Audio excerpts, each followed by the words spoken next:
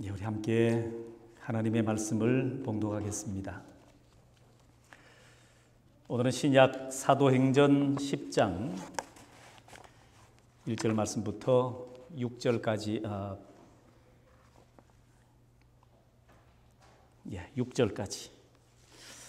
사도행전 10장 1절 말씀부터 6절까지의 말씀입니다. 자, 우리 다 같이 한 목소리로 말씀을 봉독하겠습니다. 시작. 가이사랴에 고넬료라 하는 사람이 있으니 이달리아 부대라 하는 군대의 백부장이라. 그가 경건하여 온 집안과 더불어 하나님을 경외하며 백성을 많이 구제하고 하나님께 항상 기도하더니 하루는 제9시쯤 되어 환상 중에 밝히 봄에 하나님의 사자가 들어와 이르되 고넬료야 하니 고넬료가 주목하여 보고 두려워 이르되 주여 무슨 일이니이까? 천사가 이르되 내 기도와 구제가 하나님 앞에 상달되어 기억하신 바가 되었으니 내가 지금 사람들을 욥바에 보내어 베드로라는 시몬을 청하라. 그는 무두장이 시몬의 집에 유숙하니 그 집은 해변에 있다 하더라. 아멘. 자, 오늘도 예배하는 우리 모든 성도들 가운데 하나님이 베푸시는 특별한 은혜, 특별한 평강이 함께 하시기를 원합니다. 자, 우리는 미국의 제46대 대통령을 뽑는 투표 과정을 지켜보았습니다.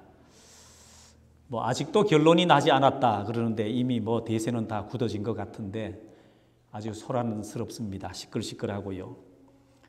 자, 이런 과정들을 지켜보면서 모든 사람들은 각자 나름대로 느끼는 바가 있으리라 생각합니다. 1989년 1월 20일 미국의 제41대 대통령으로 취임한 사람이 조지 부시입니다. 자, 50만 명의 축하 인파가 몰렸고요. 취임식에만도 자그마치 17만 명이 참석을 했다고 합니다. 자, 우리나라 돈으로 한 200억 정도의 엄청난 돈을 들여서 큰 축하 행사를 벌였습니다. 자, 그때 부시 대통령의 경쟁자였던 듀카키스라고 하는 사람이 있는데 이 사람은 자기 집에서 TV를 보면서 아주 섭섭한 마음으로 이렇게 되뇌었습니다. 내가 저렇게 선서하려고 했는데, 내가 저렇게 취임 연설을 하려고 했는데 라고 말을 했다고 합니다. 여러분, 사람에게 귀한 것은 출세입니다. 성공입니다. 또 돈입니다. 그러나 이 성공과 물질이 어떻게 쓰여졌느냐에 따라서 행복이 될 수도 있고 화가 될 수도 있을 거라고 생각을 합니다. 자, 미국의 대통령으로서 일을 잘하면 좋지만 잘못하면 대통령이 안 된 것만 못하다는 생각도 해봅니다. 자, 큰 업적을 남기는 것도 중요하지만 하루하루 삶에 성실하고 말 한마디라도 신중하게 해서 다른 사람에게 상처를 입히지 아니하고 영향을 끼치며 살아가는 삶이 어쩌면 더 중요한 삶이라 생각이 되기도 합니다. 자, 우리 트럼프 대통령에 대해서 아마 역사와 사람들은 평가를 하게 될 것입니다. 너무 말이 거칠었다. 함부로 막말을 했다. 일 처리하는데 신중하지 못했다 등등 주로 말에 대한 얘기들이 참 많았습니다. 어쩌면 저도 그렇게 생각을 하고 여러분도 그렇게 생각하고 평가했을는지 모릅니다. 자, 그럴 때 트럼프 대통령의 언행만 지적할 것이 아니라 그러면 오늘을 살아가고 있는 나는 지금 말을 잘하고 있는가? 나는 말로 다른 사람에게 상처 준 일은 없었는가? 그러면서 자신을 살피는 일이 어쩌면 더 중요할지도 모릅니다. 자, 1812년 러시아 원정에 실패하고 프랑스로 돌아온 나폴레옹 장군이 완전히 혼자가 되어버렸습니다. 모두가 그의 곁을 떠났습니다. 사랑하는 아내 조세피는 옛날 남편에게로 돌아가 버렸고, 외무 대신이었던 탈레랑이라고 하는 사람은 독살을 당했습니다. 그래서 1813년에 그는 결국 세인트 헬레나 섬으로 귀향을 가서 거기서 일생을 마치게 되었습니다. 자, 그의 권력이 온 유럽을 손에 넣을 정도로 대단했습니다. 그러나 그의 마지막은 그의 곁에 아무도 남지를 않았습니다. 자, 우리가 무엇을 중요하게 생각하느냐에 따라서 그것이 결정될 것입니다. 높은 지위에 있을 때 무엇을 했고, 내게 주신 이 물질들이 어디에 사용이 되어졌는가 하는 것 굉장히 중요한 겁니다. 여러분, 세상의 권력과 돈은 잠깐 동안입니다. 자, 세상의 권력은 그렇다 치고 오늘 우리가 하나님을 경외한다고 한다면 우리가 무엇을 해야 될 것인가 하는 겁니다. 하나님의 자녀된 우리가 어디에 힘쓰고 살아야 되느냐 하는 겁니다. 자, 모두가 잘 살기 위해서 열심히 공부하고 노력하고 그래서 성공하고 출세를 해야 되는데, 그렇다면 성공하고 출세한 다음에 우리는 무엇을 해야 하는 것인가 하는 그 숙제가 우리에게 남겨져 있습니다. 자, 오늘 등장하는 한 인물을 통해서 우리가 이것을 좀 배워가야 할 것입니다. 오늘 등장하는 인물은 우리가 수도 없이 말씀을 읽었고 이 인물에 대한 설교를 들어왔습니다.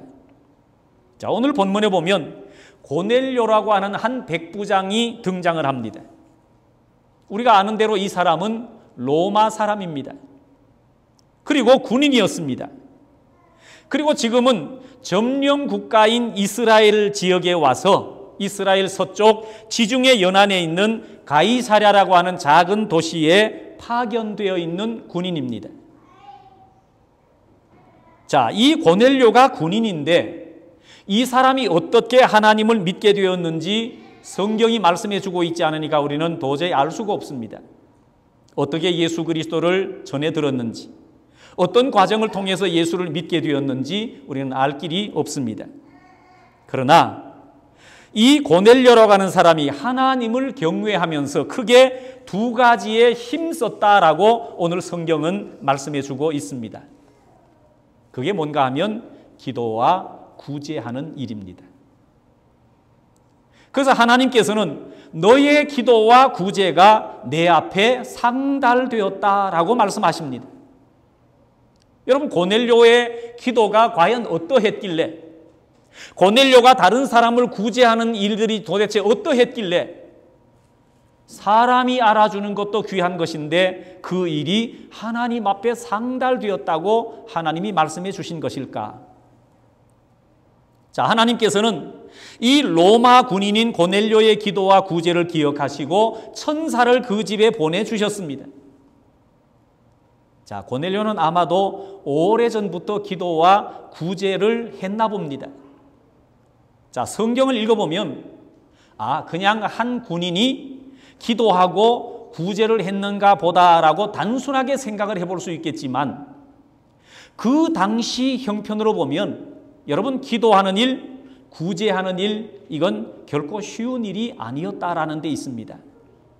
여러분, 기도는 첫 번째로 시간이 필요합니다. 지금처럼 내가 한가한 시간 아무 때나 기도할 수 있는 게 아니고요. 그 당시는 정해진 시간, 하루에 3번 정해진 그 시간에 기도를 했습니다. 자, 유대인들이 고백했던 것처럼, 자, 베드로와 요한이 그랬던 것처럼 오전 9시, 그 다음에 12시, 오후 3시. 그렇게 정해진 시간에 성전으로 나가서 기도한다고 하는 것, 이건 굉장히 어려운 일입니다.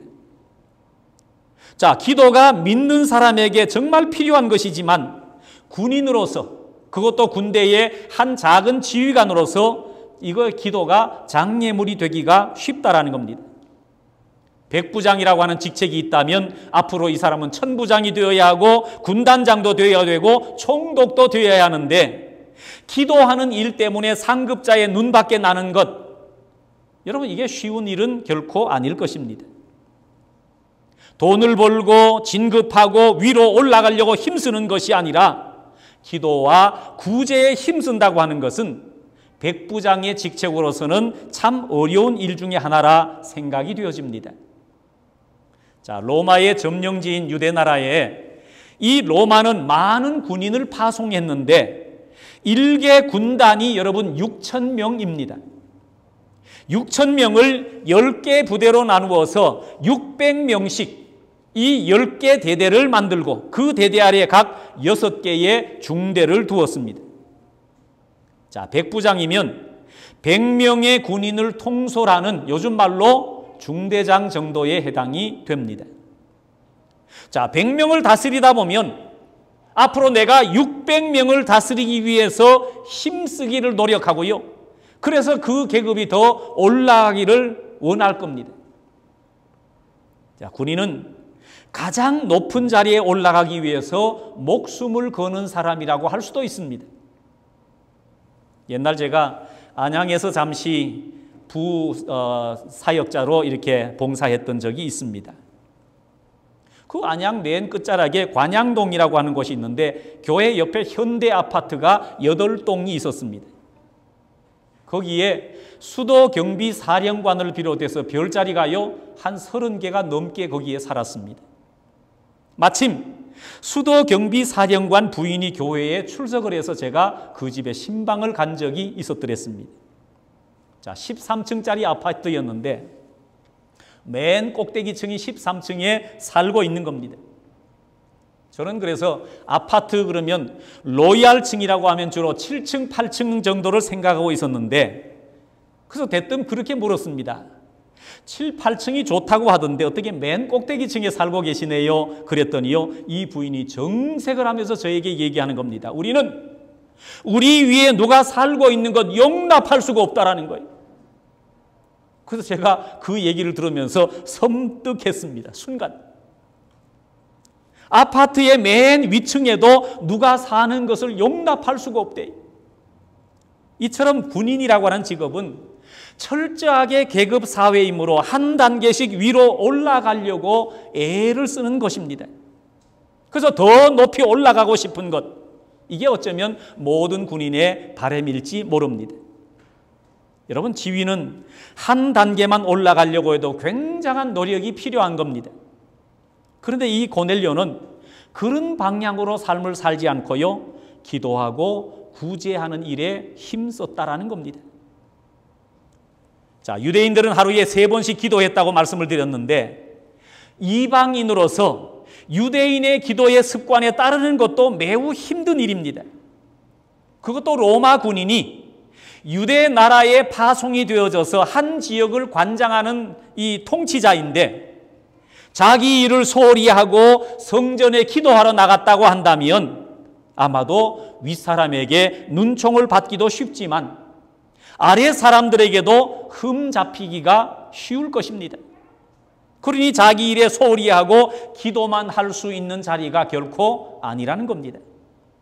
자기가 맡은 일을 충분히 해놓고 기도하는 시간에 기도의 자리에 나갔다면 그 상관이든 부하이든 그를 인정할 수밖에 없을 겁니다. 아마 군대를 다녀온 남자들이라면 충분히 이해할 수 있는 일이라고 생각이 되어집니다. 제가 군대 생활을 할 때에 주일 아침이면 제가 있었던 부대에서는 전 부대에 스피커로 방송을 해서 교회에 예배하러 갈 사람들 연병장 앞으로 전부 불러 모았습니다. 왜냐하면 이 예배당이 부대 밖에 있었기 때문에 30분 정도를 걸어가야 했었습니다. 그래서 갔다가 왔다가 하면 벌써 1시간이 소요되고요. 예배 드리는데 1시간이 소요되고요. 예배 앞뒤로 쉬는 시간 1시간 하면 최소 3시간 이상은 소요가 되었더랬습니다. 물론 진실하게 예배하려고 가는 사람들도 있었지만 때로는 일부러 힘든 일을 피하고자 교회 가는 병사들도 일부 있었습니다. 그래서 교회 가는 병사들을요, 제가 있던 부대에서는 기독교 신자라고 부르지 않고 꼭 기독교 환자라고 불렀습니다. 자, 그런 명칭을 이제 강수하면서 교회를 가서 예배를 드리고 왔었는데, 자기가 할 일도 제대로 하지 않고 교회를 가면 쫄병이면 뭐 거참에게 혼나기도 하고요, 다른 동료들에게 이게 눈총을 받기도 했다라는 겁니다. 그러니까 무엇이든지 더 열심히 할 수밖에 없는 거예요. 아마도 이 백부장인 고넬료도 그랬을 것이라고 생각이 되어집니다. 자, 믿음의 사람답게 열심히 성실하게 살았던 사람이라고 생각할 수가 있을 겁니다. 그리고 이 백부장은 기도뿐만 아니라 모든 일에 선한 일을 했는데, 그 선한 일을 들추어내면서 한 것이 아니라 은밀하게 했을 것입니다. 사람들은 몰라줘도 하나님은 아셨습니다. 자, 그의 기도와 구제를 하나님만 아셨다라는 거예요. 사람에게 나타낼 수도 있었겠지만 성경이 말씀한 대로 오른손이 한 것을 왼손이 모르게 했을 것입니다. 여러분, 하나님이 알아주시면 뭐 더 바랄 것이 없잖아요. 성도들의 삶은 하나님이 인정해 주시는 삶이어야 할 것입니다. 그런데 사람들은 자신의 선행을 사람들에게 자꾸 나타내고 싶어 합니다. 특별히 한국에서 제가 목회를 할 때 그런 일들이 참 많았습니다. 1년에 한 서너 번 정도는 구제 활동을 할 때가 있었습니다. 특별히 이 연말이 되어서 성탄절이 다가오면 뭐 고아원이나 아니면 양로원 등 어려운 기관을 이렇게 돕는 일이 많이 있었습니다. 그럴 때 갈 때 빈손으로 가지 않죠. 뭐 때로는 현금을 주기도, 전달해 주기도 하지만 때로는 쌀이나 라면, 뭐 국수 등 아니면 옷가지 같은 것 여러 가지를 챙겨서 이제 어려운 기관을 방문을 합니다. 거기까지는 좋은데 그것을 전달하는 과정이 문제였습니다. 그쪽 기관 대표에게 교회 대표인 담임 목사가 전달하는 과정을 사진을 찍어서 신문이나 방송에 싣는 겁니다. 그래서 자기를 나타내고 교회를 나타내려고 하는 일들입니다. 저도 처음 담임 목사로 가서 그 일을 누군가가 시키는 대로 따라했던 적이 있었습니다. 그러다가 이건 아니다. 다 스톱! 사진 찍지 마! 방송하지 마! 왜 이걸 사람들이 알아야 돼? 좀 예수님만 좀 아시도록 하자. 뭐 그랬던 적이 있습니다. 자, 얼마 전 한국 기독신문에 게재된 한 토막의 기사입니다. 자, 신장병, 이 콩팥이 이게 잘못되어서 이게 병석에 누워있는 정세환이라고 하는 분의 이야기입니다. 신장 이식을 해야 되는데 어머니의 신장을 이식했다가 부작용이 일어나가지고요, 상태가 많이 악화되었습니다. 그래서 검사를 해봤더니 가족 중에는 그 신장이 맞는 사람이 아무도 없는 겁니다. 그래서 정말 죽을 날만 기다리고 있는데 이 사람을 위해서 방송을 나갔습니다. 기독교 방송을 통해 방송이 나갔는데 어떤 한 사람이 죽어가고 있는데 도와줄 사람을 찾습니다 하고 이제 광고를 낸 겁니다. 그때 한 번도 만난 적이 없는 모르는 청년 하나가 찾아왔습니다. 그래서 종합 검사를 해보니 혈액도 맞고 모든 조건이 다 맞아서 바로 신장 이식 수술을 실행했습니다. 수술 후에 이 정세환 씨는 상태가 아주 좋아졌고 건강이 회복되기를 시작했습니다. 그런데 자기에게 콩팥을 건네준, 이 수술을 해준 이 청년은 자기 치료비도 자기가 300만 원을 내고 행방을 감춰버렸습니다. 그래서 병원에 남아있는 카드 기록에 의하면 그 청년의 이름은 남한주이고 나이는 26살, 고향은 경북 선산이라는 것밖에는 도무지 알 수가 없습니다. 그래서 환자들이 그 가족들이 청년을 찾아 나선 겁니다. 그래서 서울 은평구 어느 주유소에서 일하고 있다는 소식을 알아내고 찾아가 봤더니 이미 모든 일을 그만두고 떠나가 버렸습니다. 그래서 나중에 알아낸 것은 이분이 미국으로 이민을 가게 되었는데 이민을 가기 전에 무엇이든 좋은 일 하나라도 은밀하게 하고 가야 되겠다 생각을 하고 이 일을 하게 되었다라는 겁니다. 지금까지도 그 사람을 찾지 못하였다고 합니다. 아마 지금 미국 어디에서 살고 있지 않을까 생각을 하는데 우리 믿음의 사람이 적어도 이런 칭찬을 들어야 하지 않을까요? 자, 고넬료야, 네 구제와 기도가 하나님 나라에 상달되었느니라. 이 고넬료가 행한 기도와 구제가 하나님께 상달되었다라는 겁니다. 여러분, 사람들에게는 알려지지만 하나님께는 알려지지 않는 일이 얼마나 많이 있습니까? 우리는 반대로 해야 되겠지요. 사람에게는 알려지지 않지만 하나님께 알려지기를 원해야 될 것입니다. 우리는 하나님 앞에 의인 되어야 하지 않을까요? 서울대학교의 김경동 교수라는 분이 청소년을 대상으로 2,100여 명을 대상으로 어떤 사회에 대한 의식조사를 실시했답니다. 그 조사에 의하면 요즘 청소년들은 이 사회에 대한 부정적인 생각을 너무 많이 가지고 있더랍니다. 자, 인심이 각박해지고 사람들의 마음이 사랑이 없다고 생각하는 청소년들이 전체의 87%가량 되더라고 하는 겁니다. 우리 사회에 잘 사는 사람, 못 사는 사람의 차이가 너무 심하다고 생각하는 것 청소년들이 76%가 되고요. 그래서 내가 어떻게 사는 것이 올바르게 사는 길인지 모르겠다고 대답한 청소년들이 63%나 되더라는 겁니다. 여러분, 이 문제에 대해서 오늘날 교회는 무거운 책임감을 가져야 되지 않을까? 교회가 이들에게 하나님의 백성이라면 어떻게 살아야 되는가를 보여주지 못해서 그런 게 아닌가? 그래서 오늘 우리가 좀 각성하면서 깨우쳐야 될 말씀의 부분이 아닐까 생각을 해볼 수 있습니다. 자, 오늘 고넬료의 삶이 바로 성도가 살아야 될 삶이 아닐까 생각을 합니다. 자, 고넬료의 삶이 오늘 우리가 이 시대에 우리 지역에 보여주면서 살아야 될 삶이 아닐까? 고넬료가 했던 두 가지는 기도와 구제였습니다. 자, 여기 말하는 기도는 하나님을 향한 가장 간절함의 표현이 기도라면 또 구제는 사람들을 향한 가장 간절한 사랑의 표현이 구제가 아닐까 싶습니다. 자, 고넬료는 바로 이 두 가지를 잘 실천하면서 삶을 살았다는 겁니다. 우리가 하나님 앞에 예배하는 일도 귀한 것이지만 성도가 해야 할 일은 기도와 구제하는 일이라는 것을 고넬료를 통해서 다시 한번 깨달아가야 될 것입니다. 이제 곧 우리에게 성탄절이 다가오겠지요. 자, 성탄절에 관한 이야기 중에 여러분 혹시 알타반 박사에 대한 이야기를 들어보신 일이 있습니까? 이 얘기는 성경 안에 있는 얘기가 아니고 사실 성경 밖에 있는 외경에 나온 얘기입니다.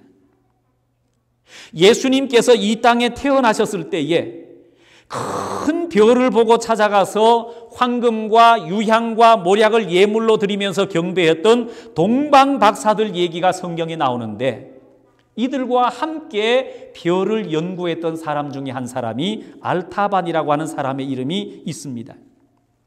자, 별을 연구하는 페르시아의 네 박사가 점성술을 연구하던 중에 메시아가 태어날 때에 하나의 큰 별이 나타날 거라고 하는 전설을 알게 됩니다. 그래서 다른 박사들과 함께 새로운 별이 나타나기를 연구하다가 그 별이 나타나면 네 사람이 한 곳에 모여서 준비한 예물을 가지고 메시아께 찾아가서 경배하기로 약속을 했습니다. 그래서 알타반은 메시아께 드릴 예물로 사파이어와 루비와 진주를 준비했답니다. 근데 정말 어느 날 찬란하게 빛나는 별이 하나 나타났습니다. 그래서 알타반 박사는 준비한 예물을 들고 약속한 장소로 막 달려갑니다. 약속한 장소에 거의 이르렀을 때에 길가에서 한 사람이 죽어가고 있는 겁니다. 살려달라고 애원을 하는데 시간이 없는 겁니다. 그때 알타반이 하나님 앞에 이렇게 기도합니다. 하나님, 내가 선택해야 할 길이 진리의 길입니까? 자비의 길입니까? 그래서 결국 그 사람을 치료하는 것을 이 사람은 선택을 하게 됩니다. 그래서 그 사람을 치료하면서 자기가 준비했던 예물 가운데 사파이어 하나를 다 써버렸습니다. 그래 결국 치료하다가 그만 메시아를 찾아가지 못하게 됩니다. 결국 늦게 수소문해서 메시아가 태어난 장소인 베들레헴으로 갔더니 이미 애굽으로 피난을 갔다라는 겁니다. 그래서 다시 애굽에 가서 구석구석 아기 예수를 찾아다니는데 결국 그는 찾다가 찾지를 못합니다. 그런데 그렇게 찾아다니는 동안 많은 사람들이 알타반을 향해서 손을 내밉니다. 가난한 사람, 배고픈 사람, 헐벗은 사람, 병든 사람, 그를 도우느라고 루비 하나를 다 써버렸습니다. 자, 그렇게 메시아를 찾아다니는데 어느덧 33년이 지나고 이제 알타반이 백발 노인이 되었다라는 겁니다. 어느 날 예루살렘 거리를 헤매고 다니는데 수많은 사람이 어디를 향해 몰려가고 있는 겁니다.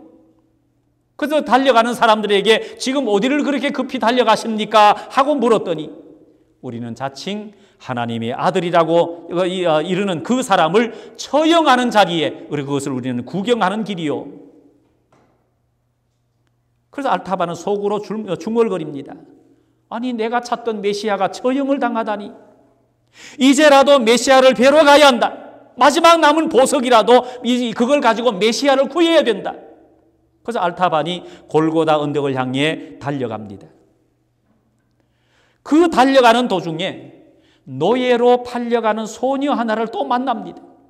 그 소녀가 알타반을 바라보면서 살려달라고 애원을 하는 겁니다. 그래서 너무 간절하게 애원해서 마지막 남은 진주 하나를 그 소녀 손에 쥐어주면서 이것이 바로 네 몸값이다. 이게 마지막 내게 있는 마지막 보석이야. 그때 하늘이 어두워지고 지진이 일어나더니 지나가는 길 옆에 있는 건물에서 기왓장 하나가 뚝 떨어지면서 알타반의 머리를 내리칩니다. 그 자리에서 피를 흘리면서 힘없이 중얼거렸습니다. 주님, 저를 용서해 주십시오. 저에게 이제는 아무것도 없습니다. 나는 주님을 위해서 아무것도 드리지 못해서 너무너무 죄송합니다. 그때 주님의 음성이 알타반의 귀에 들려옵니다. 너는 내가 배고플 때에 먹을 것을 주었고 목말랐을 때에 마실 것을 주었고 헐벗었을 때에 입을 것을 주었고 옥에 갇혔을 때에 돌보아 주었느니라. 주님, 저는 주님의 얼굴을 뵙지도 못하였는데 주님이 언제 배고프셨고 언제 목말랐고 언제 헐벗으셨고 언제 옥에 갇히셨습니까? 그때 주님의 음성이 이렇게 들렸다고 합니다. 지극히 작은 자에게 행한 것이 곧 나에게 행한 것이니라. 이때 이 알타반 박사는 얼굴에 놀라운 기쁨의 빛이 가득했고 마지막 긴 한숨을 쉬고는 세상을 떠났다라는 기록이 남아 있습니다. 자, 네 번째 동방 박사인 알타반에 대해서 그렇게 외에는 알려진 것이 거의 없습니다. 다른 세 명의 동방 박사와는 달리 불쌍한 사람을 도우느라 그 이름이 알려지지 않았지만 주님은 그를 더 따뜻하게 품어 주셨다는 것입니다. 자, 오늘 우리 믿음의 사람들이 삶을 어떻게 살아야 하는지를 보여주고 있는 것이 아닐까? 오늘 말씀 2절을 다시 한번 보실 수 있기를 바랍니다. 2절에 이렇게 말씀합니다. 그가 경건하여 뒷부분에 백성을 많이 구제하고 하나님께 항상 기도하더니 그랬습니다. 우리가 믿음이 좋은 사람을 일컬어서 경건하다라고 표현을 합니다. 옛날에는요, 경건하다 그러면 어떤 사람이 경건하다고 그랬는가 하면 목소리도 깔고 걸음걸이도 점잖하게 걷고 이러면 경건한 것으로 여겼을 때가 있었습니다. 그런데 오늘 말씀을 참고해 보면 우리가 기도하는 대로 사람들을 구제하고 실천하는 것을 경건이라고 표현을 했습니다.